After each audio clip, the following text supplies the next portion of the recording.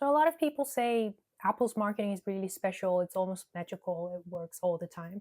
But when you really dig deeper, it's not really that special. In fact, everyone can do it once you know their formula. In this video, we're going to look at what formula Apple uses when they build their message and how you can use it for your own brand. So before we begin, I wanted to share small bits and bobs about my channel. If you're not interested in this bit, you can always jump ahead to the next timeline. So what happened over the last 5 days, I think, since my last video is that I gained 4 more followers. Yay! So you might be like, oh, it's only 6 followers now, but I don't care. I'm so happy. So thank you so much for following. And yesterday was one of those days where I just felt useless. I was like, okay, what's the point of recording? No one's watching. Like, why do I even do this? And then this morning, I got a comment on my Instagram saying, hey, Senny, you rock. And your video is clear, concise, comforting, and also on brand. I'm not crying, you are. So thank you so much for that comment. That really made my day. I was really struggling to get up this morning because I was like, what's the point? And then I saw that comment and I was like, Senny, let's go. Let's do this. So thank you so much. Thank you. That it really means a lot. So that was my little bits and bobs that I wanted to share with you. And yeah, let's move on. So before we look at why and how Apple's messages always stick, why they always work, we need to look at why our messages don't work. So why don't our messages get across to our target audience or our avatar? The root cause here is the noise. There are so many people out there, so many brands out there selling the same thing or similar things. So there are a lot of contributing factors that adds to noise, but if we keep it simple, 8 out of 10, it's your competitors. What about your competitors, you might ask? Well, if your branding is too similar to your competitors, your product is too similar to your competitors, but worst of all, if your message is too similar to your competitors, meaning it's too generic, it's not going to get heard. So what if our message is similar to my competitors? Well, when your message is generic, it's not relevant to your customers. They don't care because it's irrelevant. They don't think your message applies to them, or they just don't hear you because it's so similar to everyone else's. So they just ignore it. Give customers reason to care. Show them why they should care. Then how do we fix that? So right now, our problem is that we're too similar to our competitors. Then how do we stand out from competition? First, you're going to identify your competition, not just your immediate competition, but everything that might be fighting for your viewers or your audience's attention. What do I mean by that? Well, let's imagine it's like a really hot summer day and you sell sparkling water. So your immediate competition would be other vendors selling alcoholic beverages or soda. And your less immediate competition would be vending machine or even ice cream truck. So once you identify that, you're going to look at, okay, what kind of messages are they sending? So once we do that, we're going to find out a way to stand out. So how do we do that? We go beyond the problem and solution approach. So the problem here would be thirst, solution would be beverage. So that's very one-dimensional solution, one-dimensional approach. But we're going to go deeper. So we're going to think about the emotional and physical benefits of our product. So going back to that sparkling water example, you can approach this in a way that so we can approach this from, okay, you identified your competitors and you realize that they all sell very sugary beverage. Then your approach can be, okay, they sell regret. I sell relief. They sell sugar that's going to make you crash later on in the day. We sell the feeling of relief. So that's how you differentiate yourself from your competitors. This is what actually Coca-Cola does really well. So instead of selling their product to their audience, they actually sell happiness. Next time you watch their advertising, you'll realize that they don't really like give you the product, but they feature their product in a very happy environment and they try to associate themselves with the feeling of happiness. So Coca-Cola does it as well. Another way to explain this going beyond problem and solution approach to adding emotional and physical benefits that only you can provide would be painkiller. So for a painkiller, the immediate problem it's solving is the pain. So the problem here would be headache, and the immediate benefit of taking this painkiller would be to stop the pain, right? It stops the pain. But the emotional benefit can be very different depending on the context. The core emotional benefit would be enjoying the things you do, right? Without pain, pain free. But depending on the context, this can sound like enjoy your kids' recital. It can also sound like nail that presentation at work. And it can also be run that marathon. This is because while the root problem is the same, the emotional benefit people get from it is different. This is why it's so important for you to know who your avatar is, because different target audiences, different avatar, will look for different benefits. So you know your avatar. In other words, know who you want to speak to. Because once you're able to answer that question, who you want to talk to, you're going to be able to increase the relevance of your message, therefore break through the noise. That's how it works. It's that simple. So you might be thinking, okay, does it only work with products then?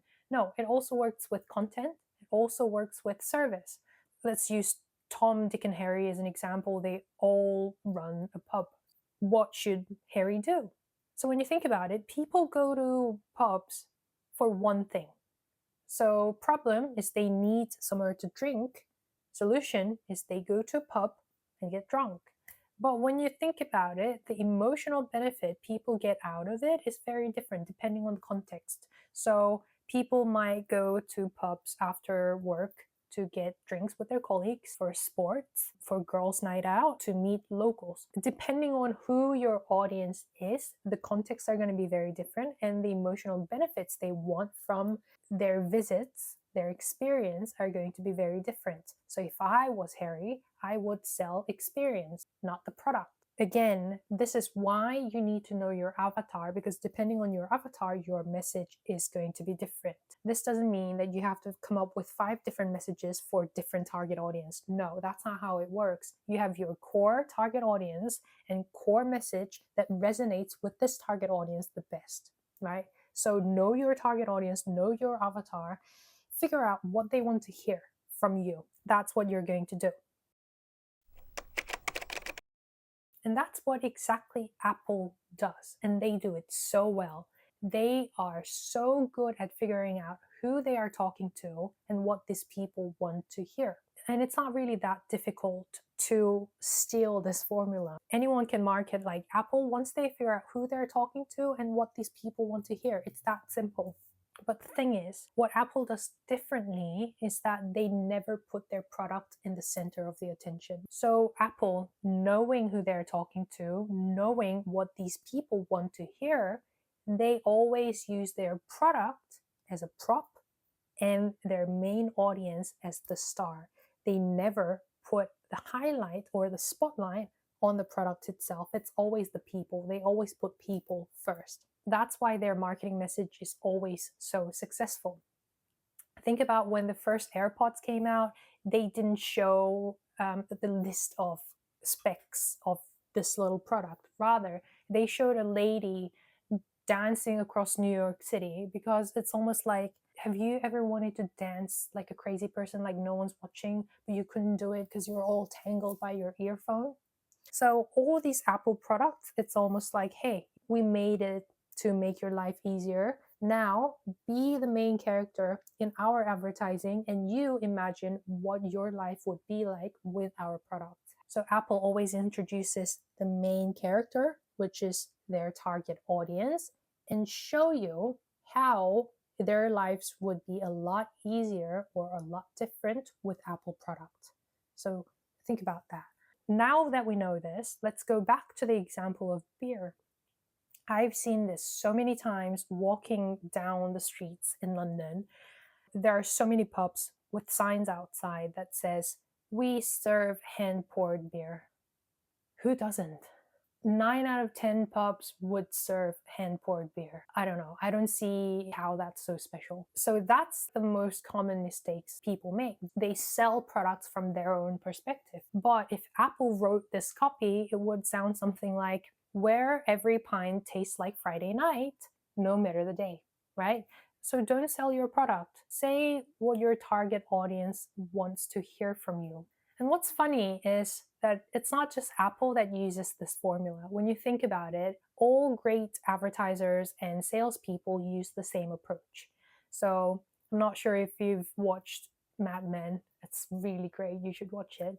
The main character, Don Draper, I'm not gonna go through all the examples, but when he has to pitch for Kodak picture slide presenter, he doesn't sell the product, he doesn't list all the specifications, but rather he sells nostalgia.